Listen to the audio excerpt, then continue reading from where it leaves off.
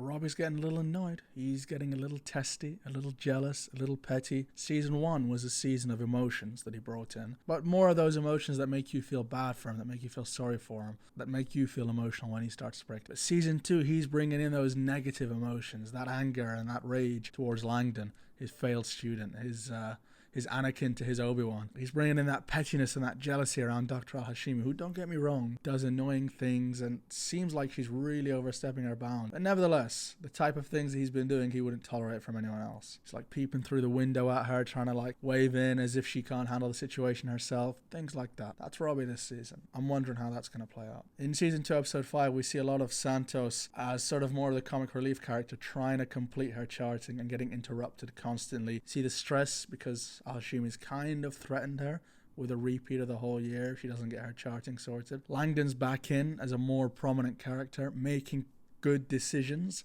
but getting judged and getting treated differently because of his drug addiction, because of his rehab.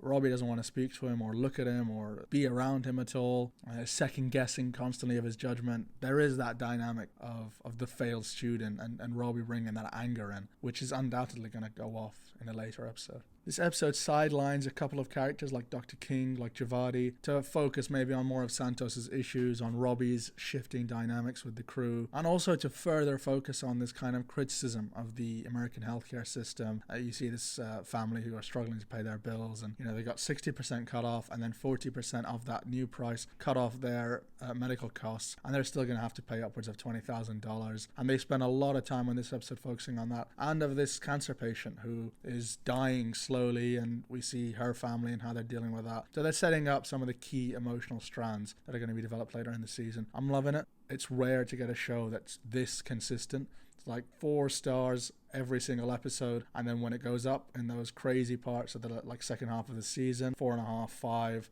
I thought the last episode was a 4.5. It's just really steady at a really high level, and I hope it can continue like that for a long time because it's nice to follow a show as it comes out every week.